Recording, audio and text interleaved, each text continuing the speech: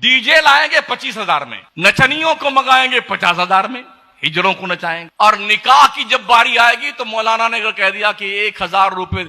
कहां लिखा हुआ 1,000? तो अबे ये 25,000 का डीजे कहां लिखा हुआ था? ये कहां लिखा हुआ था बारात लेके जाना? जो लड़की के यहां बारात लेके गया, ठूस ठूस के खाया है ना, कहां लिखा हुआ बारात लेके जाना? ये तुझे नहीं सोचता है? तुमने नचनिए बुला करके 50,000 की सत्यानाश करी तुमने, तब तुमने नहीं पूछा था कहां कुरान और हदीस में लिखा हुआ है? असली काम तो मौलाना करता है, असली काम। अगर निकाह न पढ़ाए मौलाना तो तुम्हारी बारात की ऐसी की तैसी, तुम्हारे खाने की ऐसी की तैसी, सत्यानाश। कोई मतलब नहीं, कोई मतलब नहीं। बैठे रहो चुपचाप। दूल्हे राजा उधर बैठ रहे, दुल्हन महोदय उधर बैठे। हाँ, हम निकाह नहीं पढ़ाने वाले। निकाह का टाइम है तो मौलाना काम आते हैं। और 1,000 रुपया दे जाए तो इनको दिन में तारे नजर। कहां लिखा हुआ 1,000 रुपया देना चाहिए? और मर जाओ तो फातियां ये लगाए, जनाजा ये पढ़े।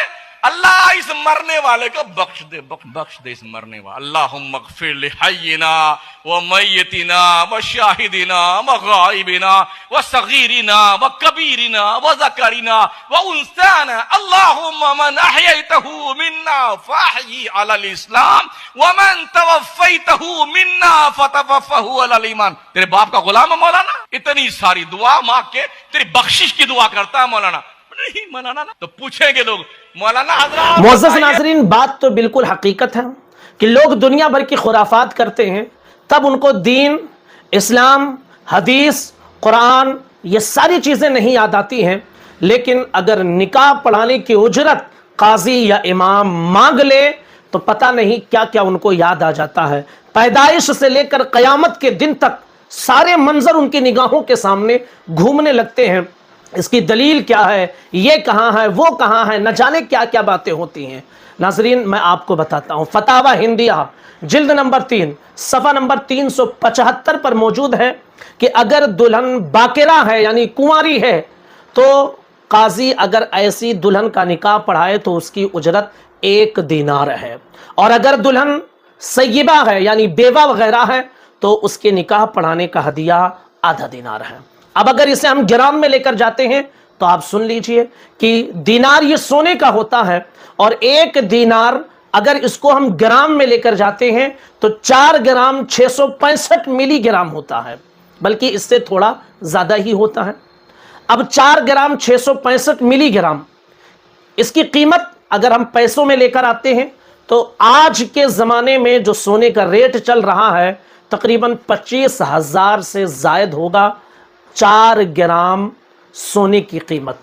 जी हाँ, 25,000 से ज्यादा होगा 4 ग्राम सोने की कीमत। यानी अगर दुल्हन कुंवारी है तो उसके निकाह पढ़ाने का हदिया कितना है? 25,000 रुपए प्लस है। और अगर दुल्हन सय्यिबा है यानी बेवा वगैरह है तब भी निकाह पढ़ाने का हदिया तकरीबन 12,500 रुपए प्लस है। ये किसने लिखा है मालूम? फतावा हिंदिया में है ये, जिसको बादशाह औरंगजेब आलमगीर के ज़माने में हिंदुस्तान के बड़े बड़े उलमा ने मिलकर जिस किताब को लिखा है उस किताब में ये मसला मौजूद है। मुअज़्ज़ज़ नाज़रीन, आप ये सोचे हरगिज़ ना कि मौलाना साहब बगैर किसी दलील के बात कर लेते हैं। वहाँ हदिया मौजूद है शरीयत में, लेकिन उसके बावजूद लोग 1100 रुपये देने में उनकी जान चली जाती है और 11-11 हज़ार 25-25 हज़ार ढोलक वाले को, ताश वाले को, और न जाने किसको किसको देते हैं। तब तो दिल बहुत बड़ा रहता है जनाब साहब का। लेकिन वो निकाह कि जिस पर ये पूरी तकरीब सजी हुई है, अगर वो निकाह ही ना हो तो आपकी शादी और बाराती सारी चीज़ें धरी की धरी रह जाएंगी।